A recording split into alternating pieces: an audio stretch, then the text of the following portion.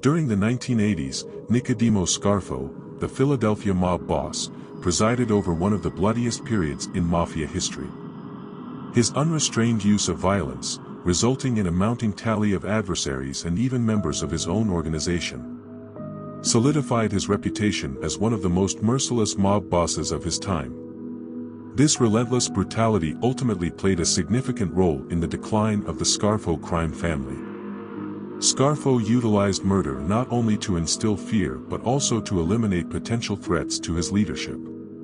His reign was characterized by a pattern of intimidation and violence, both as a means of asserting dominance and quelling internal challenges to his authority.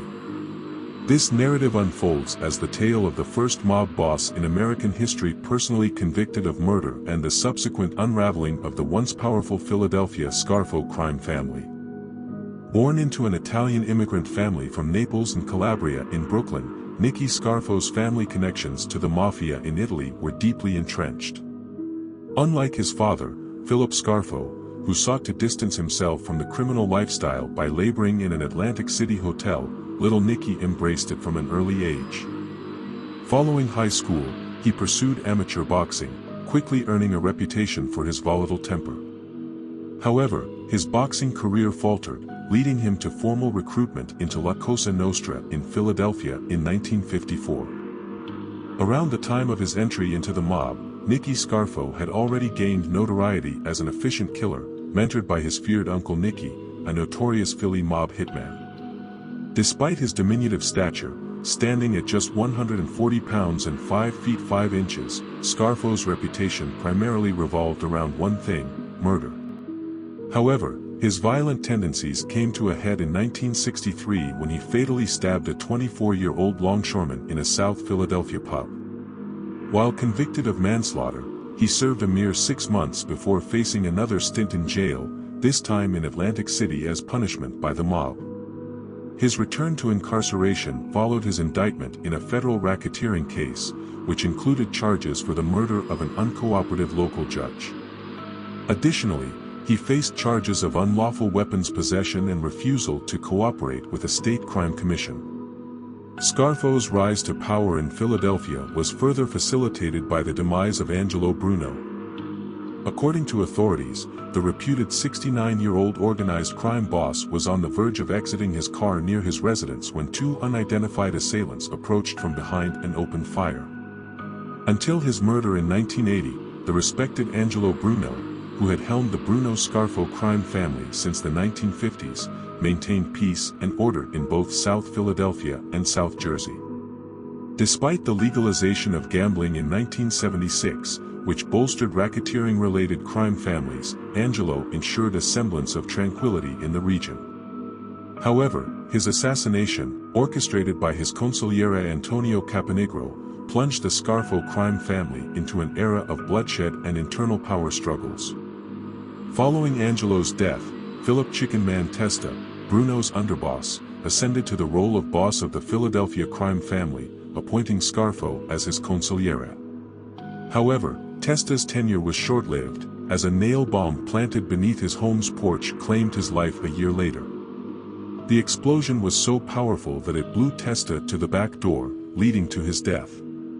The killing of Testa triggered a violent internal conflict within the family, which Nicky Scarfo capitalized on to declare himself the new head. Garnering support from the New York Mafia Commission, Scarfo received their blessings to assume leadership of the Philadelphia Atlantic City family. However, this endorsement from the commission marked only the beginning of one of the darkest periods in Mafia history. As Scarfo assumed leadership in 1981, he wasted no time in appointing his nephew, Philip Leonetti, as underboss, solidifying his grip on power within the organization. Alongside Leonetti, they launched Scarf Incorporated, a concrete contracting business, and another enterprise focused on steel rod installation, referred to as Not Incorporated.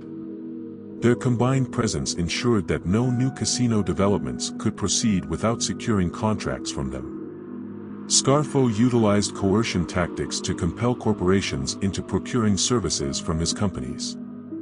It's estimated that prior to his life imprisonment sentence, Scarfo amassed profits totaling $3.5 million from constructing at least 8 casinos and various city infrastructure projects, spanning housing developments, prisons, sewage treatment facilities, dams, and even nuclear power plants.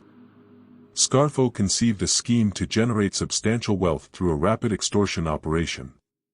Notably, in 1985, he dispatched a hitman, Nicholas Caramandi, the criminal family's point man, to extort $1 million from a developer seeking expansion along the Delaware River. Caramandi conveyed the demand, offering full control of the waterfront in exchange for the payment. Rouse later reported the incident to the FBI. However, this marked just one episode in Scarfo's downfall. The Mafia boss is believed to have ordered the killings of approximately 30 members within his organization. Among the victims was Salvatore Salvi Testa, the 24-year-old son of Chicken Man Phil Testa, a prominent hitman and capo within the Mafia ranks.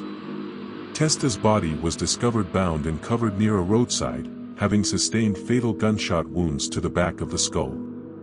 Reports suggest that Scarfo's ambitions and paranoia drove him to order Testa's murder, fearing his rapid ascent within the Mafia hierarchy posed a threat to his leadership.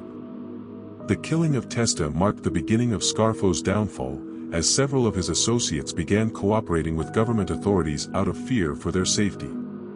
Caramandi and Scarfo's nephew, Leonetti, both faced extensive prison sentences upon conviction for numerous murders and racketeering offenses. They ultimately turned against Scarfo, providing damning testimony that played a pivotal role in his prosecution. In 1989, Nicky Scarfo became the first Mafia boss to receive a death penalty sentence after being found guilty of first-degree murder in the killing of another mobster. Surprisingly, this verdict was later overturned, and in a subsequent trial, he was exonerated of the murder charge, asserting his innocence. However, his fortunes took a turn when he was convicted on RICO charges, receiving consecutive sentences of 14 years and 55 years.